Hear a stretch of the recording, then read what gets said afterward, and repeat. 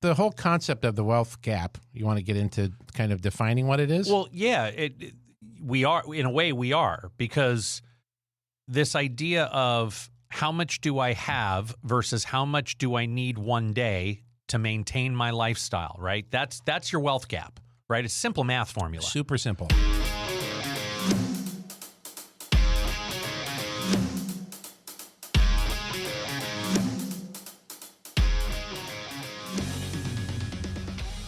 Welcome to the whole wealth journey. Wealth with a Y. What does that mean? What does that mean? Are we spelling it funny? No, I think it's We're using the word Y. The word Y, right? Okay, good. Not the letter Y, the actual word Y. Maybe we should introduce ourselves. What do you think? Oh, that's a good idea. Jim Gebhardt. And I'm Matthew Grishman. We are the co-creators of the podcast, The Whole Wealth Journey. Ready to find your why? Then let's get started and get you one step closer to unlocking your inner wealth and well-being.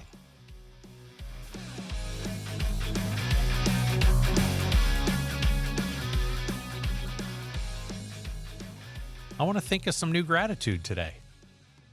I am grateful for the fact that live gratitude as much as feel gratitude, meaning it's as much, an action in how I'm showing up as it is a feeling about a thing. Yeah, we've got license plate frames that denote how we've made gratitude a verb. There you go. Right? Did you gratitude today? Yeah. And finally, someone in a parking lot the other day. You got asked about it? Said, I love your license plate frame. Where'd you get that? How many years did that take? Forever. We've had these a bit. Yeah. And I was like, well, actually, we had it made. Oh, I love the sentiment. Thanks, dude. I was like floored. Awesome. So you've made it a verb. Yes. You're verbing it. Yes. So so in the spirit of gratitude as a verb today, I am grateful I walked in the gym this morning. And I'm grateful I did it last night. Actually, more grateful I did it last night. There you go. Because I didn't want to go. I knew you didn't want to. Oh, I didn't want to. I was tired. And, well, we hung out on Zoom all day. And when you hang out on Zoom land all day, I can't think of anything more mentally exhausting. It just sucks the life out of you. It does. It does. As much as I enjoy the conversations we had yesterday, they were challenging. They were deep.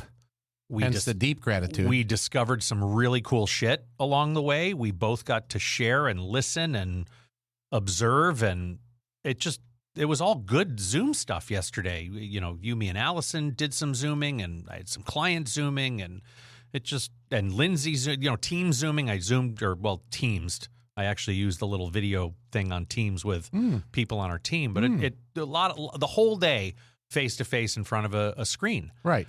And two-dimensional living versus three-dimensional living is very difficult. It is. It requires a level of attention because I'm watching body language and feeling body language, and it just like when you're in my presence like this, I intuitively can play with you with where you are. I can meet you where you're at, and we can have an effective conversation. When it's 2D land, like the brain's working real hard at connecting, and maybe I put more into that than the average Joe does. Connection's really important to me. It's my kind of one of my true norths here. And, I know. So I didn't want to go to the gym. And the gratitude in that is this gratitude of I can stand, I can walk, I have my health, and this is how I treat myself as a result. Even though my brain's screaming, I don't wanna. Yeah. There's gratitude in walking in the gym. This is how I express my gratitude to all the people who've, like we were just talking about Dr. Kincaid, the ninja surgeon who is responsible for me sitting here today. Yeah. It was a way to pay homage to you, to everybody in my life who has been there and supported me through this health journey that's been going on for a couple of years now. So that's... I think you found your depth. There we go. I love coming in here and reasoning stuff out. Do you find, this has nothing to do with gratitude, do you find every once in a while you just crave a telephone call? In the sense of an alternative to a Zoom. Oh, crave it? I do. There are times where it's like, I can be actually more present in the phone call than I can on the Zoom. Because you're not distracted visually? Correct. Ah. The blurry background, your hair, her hair, whatever. I find that I can be much more focused and present on a telephone call. And I'm making fun of our friends at American Funds with how they say the word telephone. Only after 30 years of calling American Funds, they always say, and the 1-800 number for our telephone call is, Was that where? That's where it comes from, is the way they say the word telephone call. The emphasis is on the wrong syllable. So, ladies and gentlemen, I've been hanging out with this guy for 2-3 weeks. 20 years. 20 years this summer, which we'll pick a date and we'll celebrate it. June 15th. June 15th is our 20th anniversary. Sure, day after Flag Day. Exactly. Perfect. I love learning new things. I've been hearing you talk about the proper syllable and the emphasis and the telephone call, and I have no idea what the origin of the story is. So there's the origin of the story. More gratitude is we've got this incredibly long, deep friendship where we're still learning new shit about each other. Yeah, How cool is that? Always. Very good. God bless American Funds. Mm-hmm. Now I know. What are you grateful for? I could consume the show with it, given my Thursday, Friday, Saturday last week. Ah, right. Thursday, it started with a round of golf. My sister, I have one sister who's 16 years older, and she's only been out to visit a couple of times in my 32 years in California. Oh. But she's out for a double graduation with our son graduating high school, our daughter graduating college.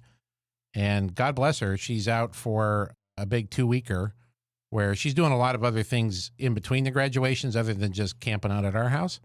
But she made it a point where she said, I'd really like to go out on the golf course with Grant and see him play because I know how into it he is. Sure, no problem. So we're out there on the golf course. My sister doesn't play golf. She's not playing. She's just riding along in the cart. We get to the second hole of our course, and it's a par 3, and you got to walk across a little bridge over a creek to get to the tee box in order to be able to see the hole. And I'm like, come on, sis. Come on. I want you to walk over here and see this hole. For whatever reason, the normal tees that we played on the entire front 9 were closed. There were no tee markers. They were, I don't know if they were doing some maintenance to them or not. So we're playing a set of tees we never play. And I go first, and I hit a decent shot, and I'm probably 30 feet away. And Grant goes next. It's 139 yards. And his ball is right at the flag. And we're like, oh, that's going to be good. And we hear it hit the flag. But then we don't see the ball. Like, we couldn't quite make out like where it hit the flag, but we heard it. It's a very distinct sound. We hop in the cart. We're going up, and I just get this sense about me, like I need to record this. Like on the really off chance that it is the thing, I got to record this. And no shit, it was a hole-in-one. That's cool. His first? Oh, his first, absolutely. The kid's only been playing for 4 or 5 years. Yeah. And his reaction, seeing the ball in the hole, I caught the whole thing on video. My sister was there. What? Just for a minute. First of all, the odds of a hole-in-one are 0.00, I don't know what, right? But then put it against the backdrop of the number of times my sister's come to visit and been on a golf course, let alone with my son. Right. And she gets to witness the hole-in-one. I feel unbelievable gratitude that I get to experience it myself with him, right? 'Cause it's one thing, I've been blessed to have 3. Wow. Lucky, blessed, whatever you want to call it, to have 3. And I've seen one other one. And frankly, I think anybody would tell you it's almost as much fun to see one and to kind of be participatory to the hole-in-one as it is to do it yourself. Like if somebody in your group or the group behind you was what I saw. Yeah. You just feel like you're part of it. Right. Right? So you guys dropped your bags and went to Vegas, right? That's the rule? Absolutely. We immediately left the golf course, chartered a private jet out of Buchanan Field, and went straight to Vegas. That's what you do with a hole-in-one. Absolutely. We should have bought a lottery ticket. We didn't. We rolled that into Friday with our son Jack's graduation from high school. Again, having my sister there. It was just a wonderful celebration. All the kids were there. I must have taken 200 pictures on a real camera, a digital camera. Sure. Like I busted it out and I got a new little, floppy. They call those SD cards. SD cards, yeah. And I charged the battery and, So that was a wonderful celebration. And then we rolled it into the graduation present for the kids that we bought months and months and months ago was tickets to Coldplay. Nice. the unbelievable gratitude that I want to share is, whether you're a fan of their music or not, I think everybody needs to go experience one of their concerts, particularly in the time and place in which we live, because it is the feel-good experience of a lifetime. You leave there with such a warm, hopeful sense of connection and love and gratitude and inclusiveness and togetherness, and aren't we just one big happy family? And he does it in a way that is so disarming and comfortable, and there's no political statements and posturing and everything. It's just this, I mean, he's checking in with you all the time, like, how you guys doing? Is everybody okay? Right? And they bring some people up on stage to sing to them, and it's just the most, our son Grant really doesn't know any Coldplay music, and he left on cloud nine. He was just absolutely in awe of the experience that came from their music, right? Concerts are concerts. Everybody knows what a concert is. But what they've done to create the energy and the feeling of connectedness is extraordinary. And I can't recommend the experience enough. That was their 195th show on their tour. Wow. It was the first concert that they've ever done, not Coldplay, but that Stanford has ever hosted at Stanford. It was incredible all the way around. So you pack those 3 days together, and I am consuming the show with gratitude. There's connection to, especially that Coldplay experience, to what we've got on the agenda today. And I would love to do one of our good old-fashioned hot washes on it. How did Chris and company create the connection in such mass? What were they doing? Today we're talking about this concept called wealth gap. And for you and I to do what we do and help people get some clarity exploring this concept of wealth gap, which we're going to get pretty deep with today, there has to be this feeling of safety and trust and connection, right? To be able to be, because it requires an exercise in not just honesty with the person taking me through the exercise, but an honesty with self. Oh, yeah. An ability to look in the mirror and be okay and be in acceptance of where I am relative to where I want to go. Because you and I have spent a career learning how to measure our progress in arrears, right? You and I love to set ourselves up to win. To measure our progress in arrears is one of the best ways to protect our confidence and set ourselves up to win. You know, the analogy is driving in the car. You and I do not look out the windshield when we're comparing where we are, when we're trying to measure progress. We're not looking out the windshield because we're comparing where we are to where we think we should be. The horizon. We're not looking out the side windows, right? I'm not looking at the person next to me on the highway to the left or the person next to me on the right, comparing what vehicle they might be in or comparing me to them. It's just not healthy for us. What we've learned how to do is stop, turn around, look behind us, see where we've been, and see where we are today and measure that progress. And not every time in life will it be positive progress, and that's okay. But more times than not, it will be if you're mindful and intentional about I'm on a journey about making progress, right? So we can measure even the smallest little bit. It takes an incredible amount of connection and trust with yourself to be able. Abundant vulnerability. Yes. Like you gotta double up or triple up on your supplement of vulnerability. Sure.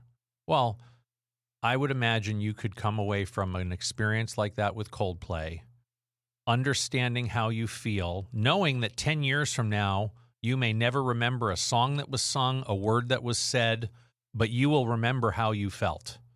And I think especially Grant, who doesn't know Coldplay, probably makes fun of you for liking Coldplay because it's just become a little bit of a joke despite how generationally important and incredible they are as performers. He's not going to remember what they sung, but he's going to remember how it made him feel. 100%. Right? Yep. I bet you there's some things we could take from that and get better at what we do in the realm of leadership and helping people get some more clarity on this idea of wealth gap. That's why so much of what we do in the early stages of a new client relationship is about connection. That's why after we go through all the money stuff, right, when they come in and they unpack all their money stuff, we set all that aside. Oh, I forgot we do that in the beginning. That's right. We do go over the money stuff in the beginning, a little bit. And we set it aside right, intentionally. Yeah. It's going to be okay. It's going to sit over here for now. Yeah. But the next several conversations, as long as they really take, right, we've done these as long as 5.5 hours. And that's not meant to scare the tribe. That's just meant to say these conversations take what they take, and we honor that. And that's where the level of connection and safety and inclusiveness and all these other, as my kids like to say, great vibes, that's what it takes in order to be able to really kind of dig in to this conversation around envisioning what's life like after this business. And I was talking with a business owner yesterday who is very stuck, has absolutely no clarity at all on what would be next. Like can't even conceive of what's next. It's fascinating. As far as just any aspect of life in general, or just professionally speaking? A little more on the professional / purpose side of things. Like the identity and everything is so attached to this business that he's built. He can't see what life would be without that business that he built. Are you surprised? I am still surprised. I think only in the context of to not have any visibility whatsoever. I don't see that as much. Like people are like, well, I'm interested in this. Right. I could volunteer, and this guy had nothing. That to me is rare. Okay. I would have thought that'd be more common, and hence part of the challenge we're trying to help people with. I know, like, if we're not doing this, I don't know what would be next. I've never really taken the time to think about it. I don't know that there's anything I'd want to be next. And if I'm anything like any other entrepreneur who's with us here today, part of envisioning what's next requires me to want to envision what's next, because I don't want to right now. I don't know. That might change. Right. That might change. And in this conversation, does he want to? He doesn't want to, but his wife, who's a partner in the business, wants to. So he's kind of being forced to. And that's leading to an interesting dynamic between them because they're business partners in this business. And she kind of wants out and wants him to go out as well. And he doesn't want to go out because he can't see what's next. Because he doesn't want to even begin to envision what might be next because he likes what he does and who he thinks he is. Correct. Even though he's not what he does. He thinks he is, but he's not. Yeah. There's a tongue twister for you. Yeah. The whole concept of the wealth gap, you want to get into kind of defining what it is? Well, yeah, we are, in a way we are, because this idea of how much do I have versus how much do I need one day to maintain my lifestyle, right? That's your wealth gap, right? It's a simple math formula. Super simple. What do I need to replace how I'm currently supporting myself right now? So I have a business that creates a certain amount of cash flow for my family. Yep. Let's call it a cash machine. Yeah. Right? We've got this cash machine. Called our business. That we've built. Yeah. From scratch. Most of us have. Most of us. First gen, certainly. Or maybe we bought something and built it to something much bigger than it was when we bought it. So we have this cash machine that spits out cash. Right. That provides for our family and loved ones and hopefully worth something. Right. And now we're going to sell it. And this is the other interesting phenomenon that I find curious, but a lot of entrepreneurs lose sight of the fact that when they sell it and they get a bag of money, that money actually can make them money. They lose sight of the fact that they can invest that in something that creates return. Sure. On the money. Well, that's how they create the passive income. Sure. Right. They're used to the real estate passive income, but not necessarily a stock portfolio or a bond portfolio or munis or these things that would be making money on the money. Why would they be? Right. Interest rates for the last 20 years have been at zero. There's no such thing as creating cash flow, passive income, unless you own real estate. So it's a blind spot that we see a lot in terms of their wealth gap, right? Well, because they're going to sell the business, get a bag of money, and then they're a little stuck on, well, how do I make that replace my cash machine? Right. Well, we have to go build a new cash machine. Yes. And generally, that cash machine does not assume the same amount of risk that owning a business assumes. Right? Yet another paradox. So we're selling a business at, God bless our youngsters and Gen Zers and millennials that, get into business in their early 20s with exit planning in mind, and they have their first transaction before the age of 30.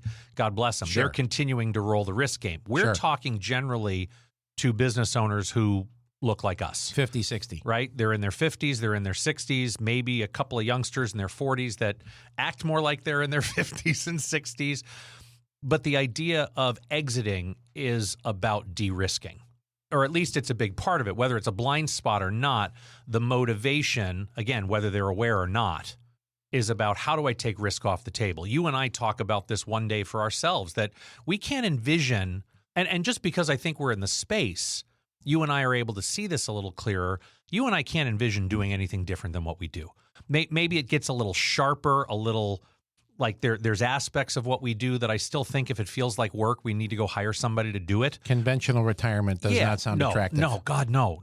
And you love golf, which is hilarious. Yeah, but I can only play a couple days a week. Exactly. So I think as we get a little sharper, I can see how you and I don't want to ever think about doing anything different, but there is a day where it would be nice to get the risk off the table because 100%. as business owners, 100%. It's fun to be a business owner when shit's going up. It's not as fun to be a business owner when shit's not going up. And that's one of the paradoxes in all of this is that to the business owner, they don't see the business as much of a risk as they do selling their cash machine and putting it in something like the stock market or the bond market, which is completely outside of their control because they've had ultimate control over their cash machine. Why don't they say, well, okay, let's play with this for a second. That's the paradox. Why don't they see it as risk at this point? And we're in our 50s and 60s. Why don't they see it as risk at this point? Because they know it. They know how to pull the levers and pulleys and make the thing work and make it sizzle. And they're the control freaks that we are with our business. It's a mature business. Right now, I believe our business is less risk for you and me to be invested in than somebody else's business that's owned by public shareholders, because there's a certain predictability with a mature business. Where there's risk is if you and I take our capital off the table and go start something again. There's a ton of risk in that. A startup? Sure. When I left corporate life in 2011, when you walked out the door of Smith Barney in 2005, sure, that's where there was a ton of risk in building the business. So they lose sight of that. We lose sight of what real risk is. And because here we are with this incredibly mature business that doesn't feel like risk. I look at friends and relatives who are employed by other people and they're our age. I have fear at times. Yes, I do. About the day they walk into work and somebody pulls them into HR and goes, hey, Bob. Thanks for your service. Yeah, we really appreciate the 35 years you gave to the company, but we don't need you anymore. Your position's been eliminated, and we'd like it if you walk back to your desk. We have 2 security guards that are going to escort you, and we'd like you to get all your stuff out and leave today. We'll pay you through the end of the week, and thanks again for all your hard work. Thank you for allowing that silence to exist, because that just needs to sit for a second. The gravity of that.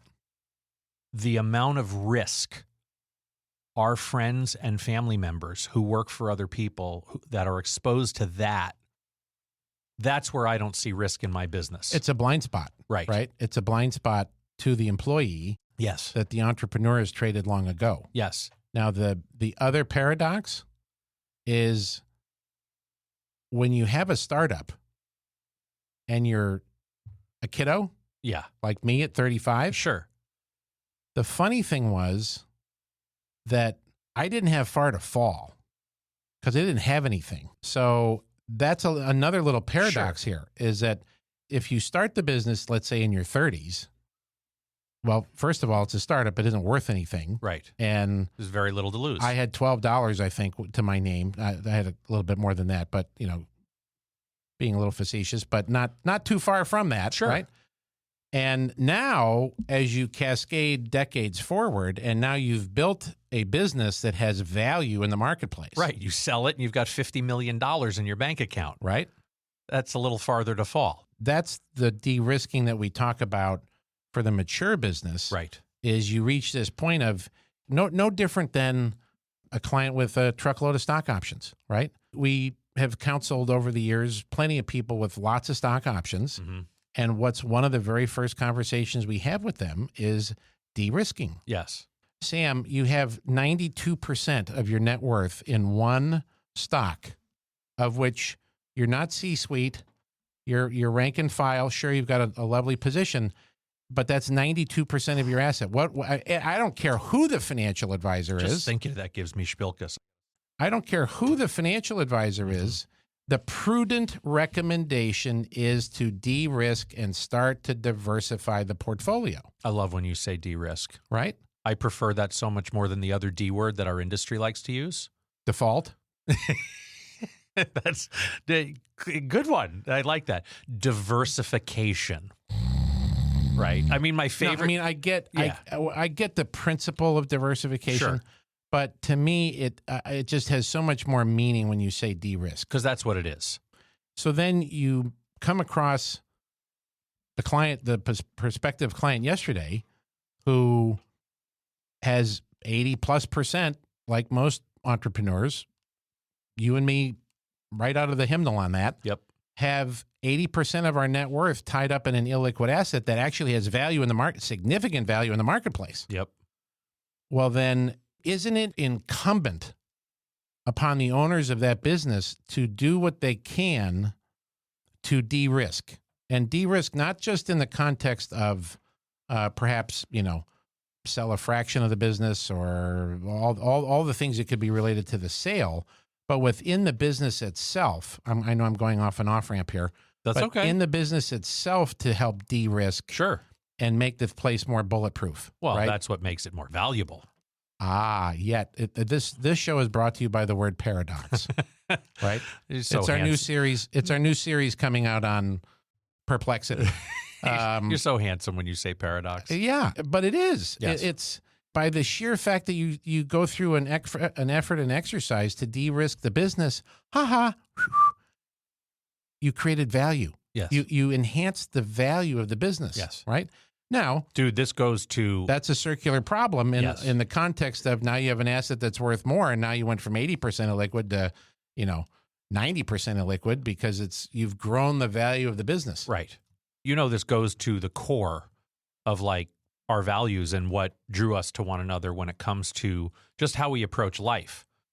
Even when we were more generalists in our field and we were helping a broader scope of clientele. I mean, if you're with us today in the tribe and you don't own a business, you have any ounce of entrepreneurial mind in you, everybody needs to get to a place where they can identify this wealth gap, where whatever their cash flow machine is today, whether it's their business or somebody else's business, we are replacing that cash flow machine with some other mechanism, a self-built cash flow machine. So if your current cash flow machine is you own a business like you and I, or your current cash flow machine is somebody else's business that's pumping money into this thing called a 401k.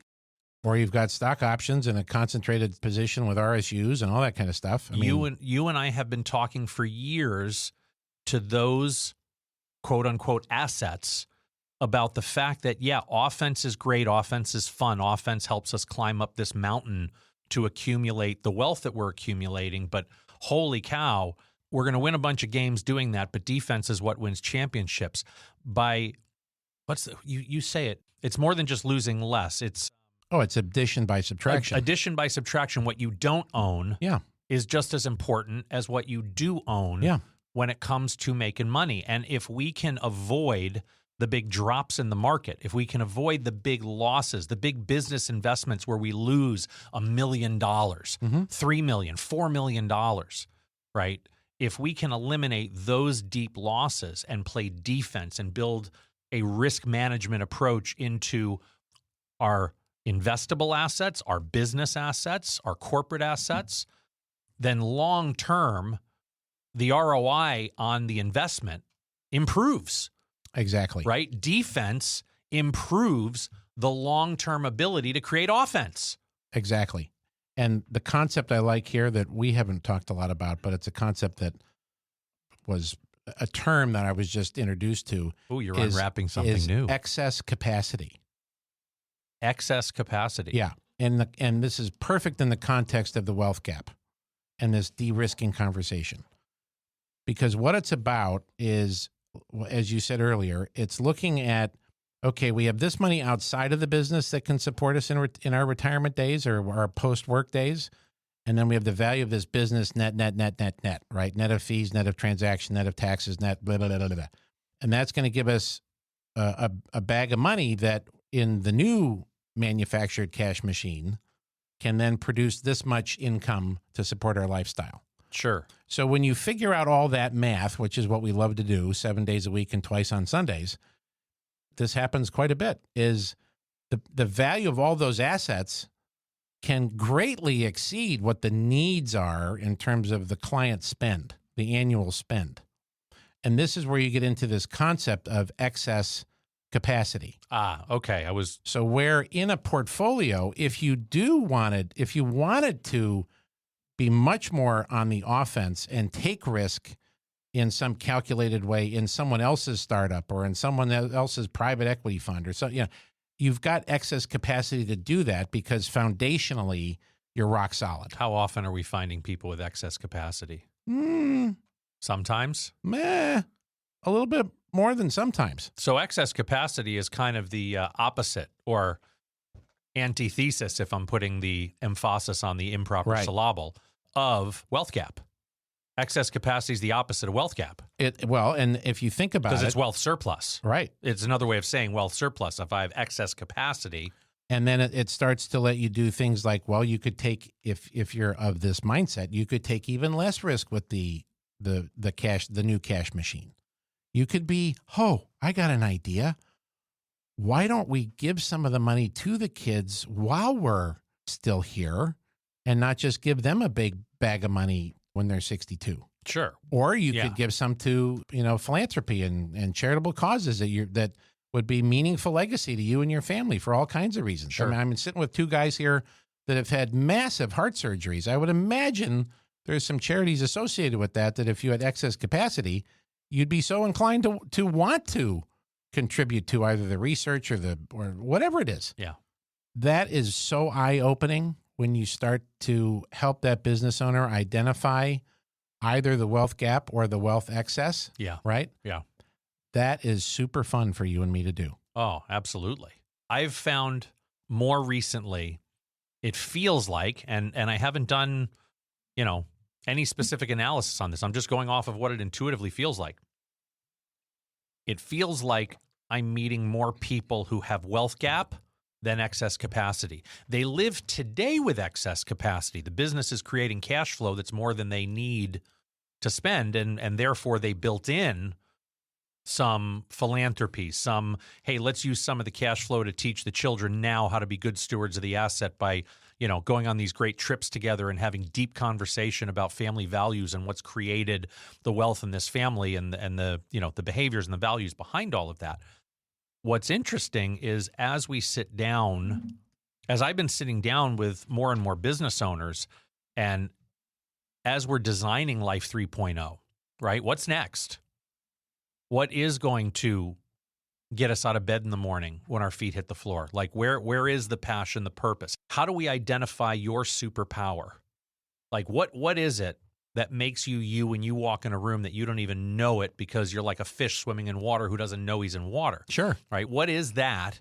And how does that become transferable to whatever you want to do next through the process of de-risking, right? We de-risk from the business, so that gives you the freedom from being attached to that business, freedom to go explore how your superpowers can now be applied in a different way in life.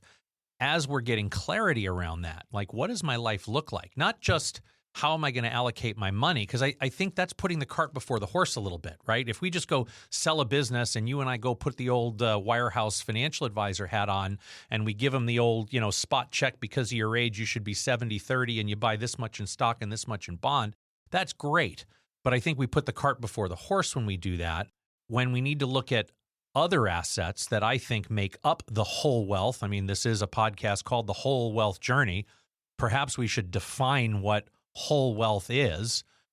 Part of what I see whole wealth being is you have these assets in your life that go way just beyond money. Oh, yeah. Right? And the wealth management industry, I think, has done a whoopsie in not recognizing that we have assets that go way beyond our financial assets. They don't know how to monetize it. Well, I understand that. Of course. It's a business. We know why. Financial advisors don't know how to monetize. Well, but we're a smart industry. I know. We create something valuable for people. We're going to figure out how to monetize it. And I'm surprised that our industry hasn't figured that out yet. Sure. So we'll be the ones to figure that out for them.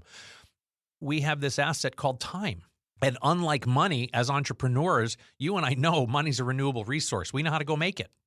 Time is not something you and I have figured out how to make more of. We've figured out in some ways how to slow it down, right? Because it's a appreciating asset over time because the supply is shrinking with every minute we're here on Earth. Therefore, the value, the demand goes up.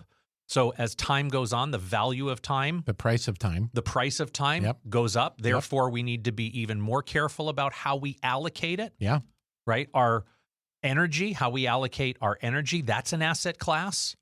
We need to consider as part of our whole wealth, how do we choose to allocate our energy for our money that is renewable. You and I have learned ways to refill the energy tank, although it doesn't, I feel like an iPhone battery, it doesn't quite refill the same amount each time. Like there's a little less each time. So I just think the battery inside of me is a little more finite.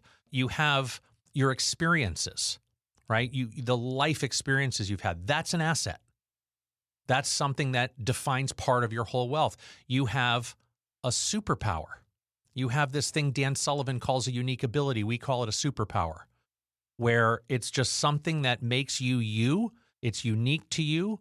It's your superpower that when you walk in the room and you're applying this thing, you are doing an incredible service to the world. Great stuff happens. There's money flowing.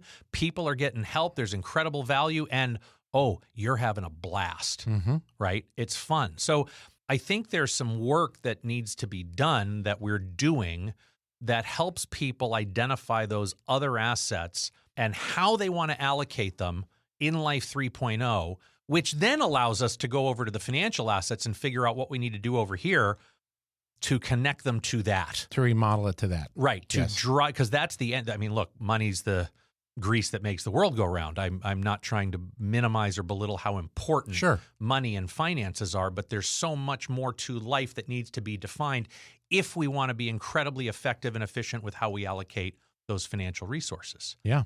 So in doing that, there's a wealth gap I'm starting to find as we define these asset classes where I need X amount of money to live that life, and I have less than that right now. Sure. If today's show is brought to you by the word paradox, and whether you're a new listener or a longtime listener, the word of the last 5 years of the show has been intentionality.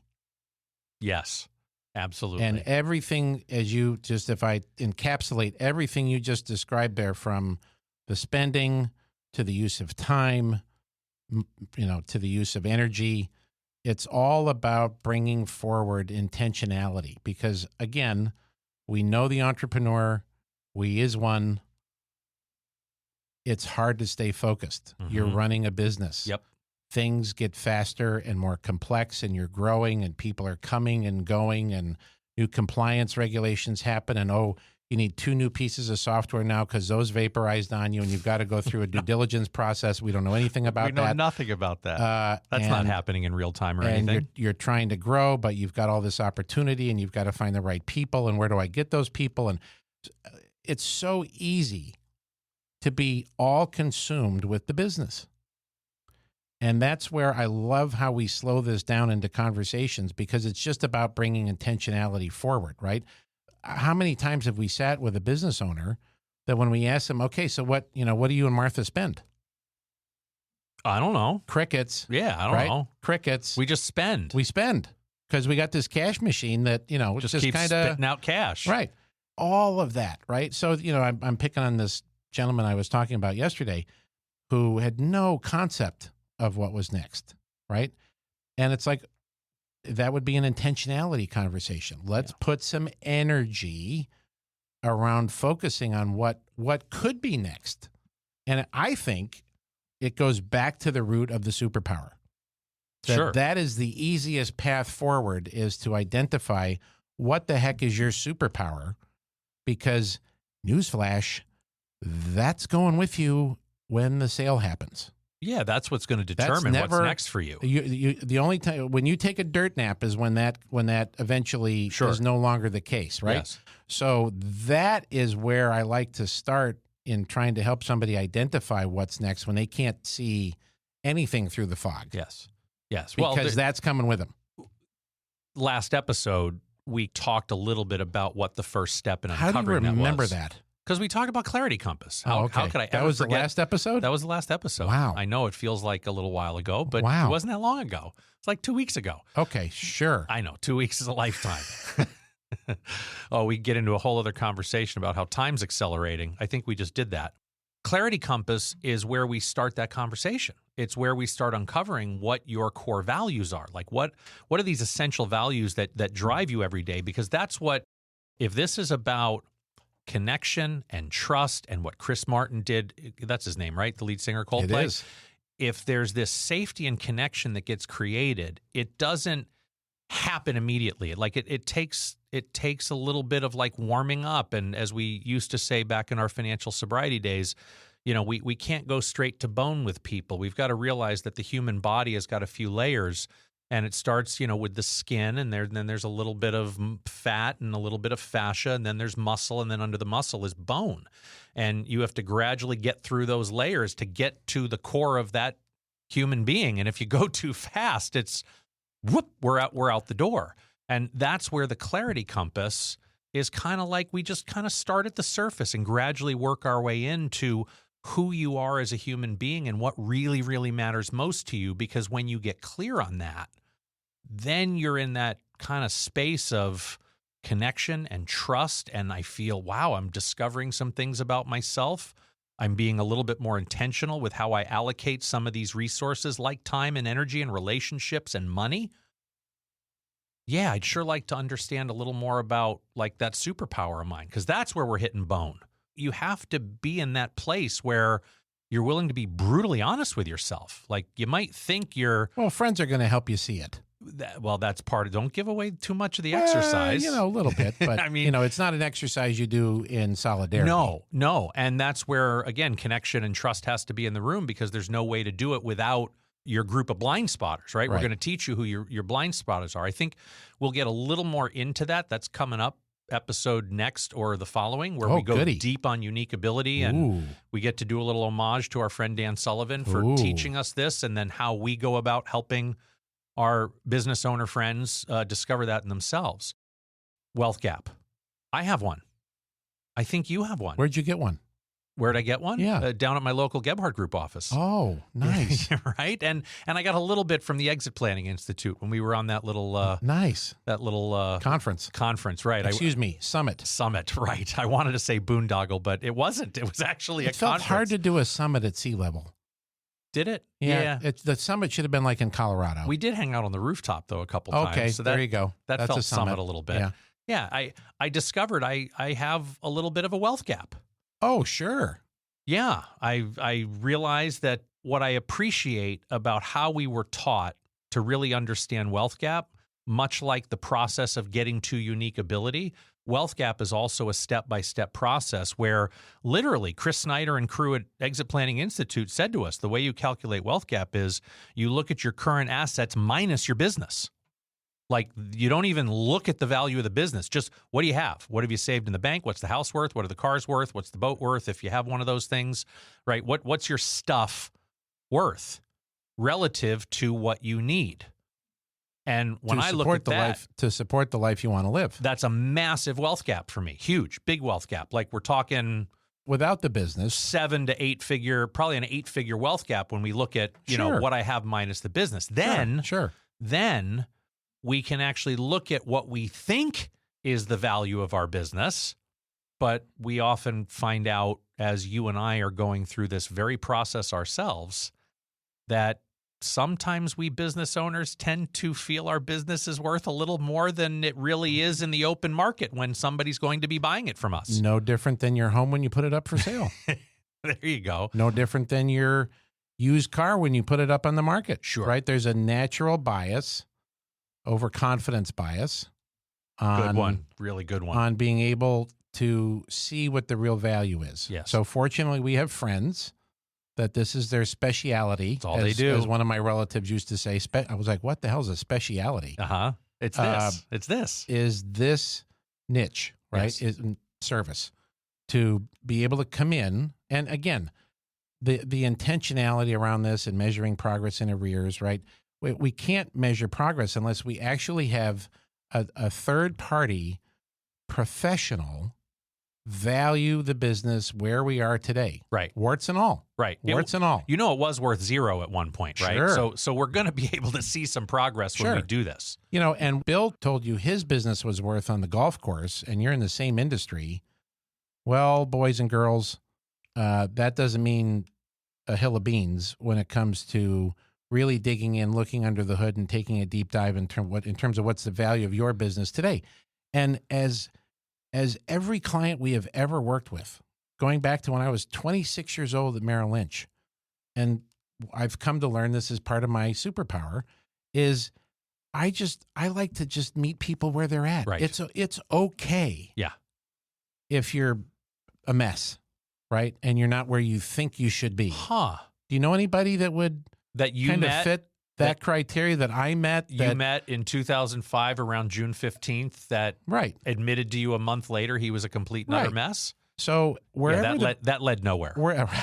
Wherever the business is today, it's honoring the fact that, okay, here it is. Here's what the value of your business is today, right? And sure, you could be, madder than a wet hen for a couple of days on somebody telling you it's not worth what it's worth. I know that's right out of the Jimmy Stewart playbook of one-liners.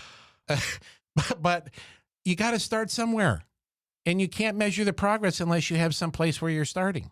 That's the fun of it for us, is as we start to pull in our co-conspirators or our collaborators or our friends, whatever the hell you want to call them, that have professional expertise here. Yes.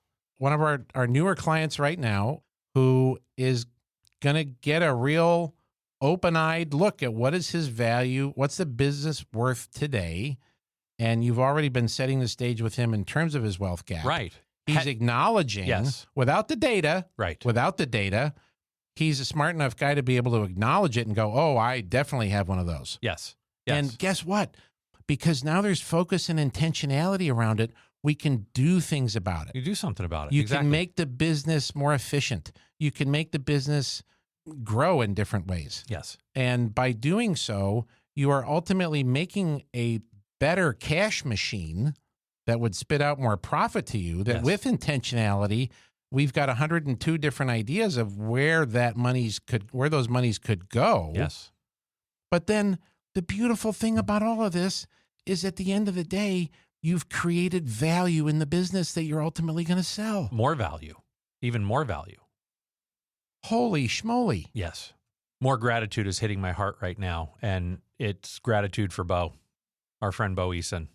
He's the first person who taught me that if any other human being's done it, I can do it too, as long as I'm willing to put the work in. Any other human being who's accomplished something, I am capable of accomplishing it too. There's no such thing as you're born with it. It's work ethic. It's bottom line, are you willing to run the miles to get it done? And, I had to hang out with him for 4, 5, 6, 7 years for that to really, for me to really believe that. At first, it was like, no, LeBron James was born really, really good at basketball. But then the more I study his behavior and the choices he makes, he's done something no other athlete's ever done. I'm not going to sit here and argue with you who's the best basketball player who's ever lived, because I think there's even more than just he and Michael Jordan in that conversation.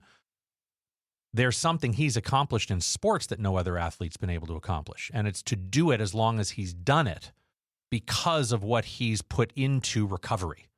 The amount of time and effort he's put into preparation and recovery. That's bullshit. Right, it is. Except he was born gifted. Right. He was gifted. Right, which would have gone right to his kid then. Right? I mean, Bronny's just as gifted as his dad, right? I guess not. Oh. Is it that he's not as gifted as his dad, or he doesn't have the same work ethic as his dad? I have not a clue. And I have not a clue either because I don't know the kid. But if what Bo taught me is true, hey, Bronny, you got to work a little harder if you want what your dad has. Nothing replaces work ethic. Right. So why am I saying this? If we identify our business value at half of what we thought it was, that's okay. We can get in the gap and get really stuck with that. Oh, and it could take us out. Oh, yeah. And we could argue, well, that's a bunch of bullshit, right? Your people don't know anything, and they don't know my business. Denial. Denial. And this is where connection and trust have to be. I mean, when you shared with me, when you held up the mirror and showed me the truth of who was responsible for all the shit I was in and all the problems I had created, and I got to see for the first time in my life that I am responsible for my own destiny and that it's not other people who did this to me, right? I'm not a victim. Right, and no one's coming to save you. And no one's coming to save me. I'm either digging myself out of this hole or I'm That's what we should have done is we should have gone straight to Ace Hardware and just bought shovels. And bought you just a beautiful shovel. You did. Yeah. So that's what our new trophies at work need to be. They need to be shovels. Like Golden when people shovels. accomplish stuff, let's see good ideas come out of this studio. You can stay in the gap. It can take you out, or you can get in the gain. Great book, The Gap or the Gain. Dan Sullivan and Dr. Benjamin Hardy. Ben Hardy, that's right. Great book. Highly recommend it. We get nothing for that other than a smarter, more capable tribe of people around us. So please go pick it up and read it. You can get in the gain, which is if somebody else has doubled the value of their business, or even better, go read 10X is Easier Than 2X, another book by Dan Sullivan and books today. Ben Hardy, right? 10X, if we were to 10X the value of our business, is that possible? Well, if any other business owner's ever done it, then it is possible. And there's this group of businesses that exist out there. This is where our friends in the value acceleration world, those business consultants we were talking about, they specialize in helping businesses understand what their multiple is and the range of values that their business could be worth based on, are you best in class? Are you average? Are you below average? Yes. And if your business is worth half of what you think it is, chances are you're not a best-in-class business, which we'll talk a little bit about here in a second. So if there are best-in-class businesses, there's a playbook, right? You want to go be the best basketball player in the world, then go figure out who the best basketball player in the world is and go live your life the way they live their life. Bring that into existence today, start living that way today, and eventually the rest of the world will catch up, right? Thank you, Bo, for teaching us that. Thank you, Bo, for that. So let's go identify what the best-in-class businesses in your industry look like. What's their human capital? What's their customer capital? What's their structural capital? What's their social capital? These intangibles that you can't find on a balance sheet. What do those things look like? And how do we replicate that inside of your business? And then how much time do we need to do that? And we break that down into these kind of 90-day blocks of time that we're going to set certain, how do you eat an elephant? One bite at a time, Bob. Bingo. So every 90 days, we're going to take another bite out of this big goal of closing that wealth gap. Because again, if any business has been there, you can too. Yeah. But you got to get out of the gap and get into the gain to see that. Well, and to also come out of the cave, right? We also have fun with Tom Hanks and Castaway talking to the volleyball. Yes. Oh, Jesus, right? Yes. And come out of that cave as the business owner. Because now you're going to start to get metrics, right? You're going to get metrics not on just the four intangibles, which really represent probably 80% of the value of the business. Hell yes, but then you're going to start to get metrics on the profitability of your business in your industry and what a potential buyer, strategic or otherwise, would look at it and go, okay, this is best in class given Yes. they're operating at a 40% margin in best in class. You're at 29%. So you can put a little emphasis on how do we make that profit number all that much better, and through efficiency and growth and other things that you can do to start to tick up your margin to get closer, starts to move you in the direction of best in class. And not necessarily, and again, if you have the clarity of knowing what's your wealth gap, you don't necessarily have to get all the way to the best in class number. No. Right?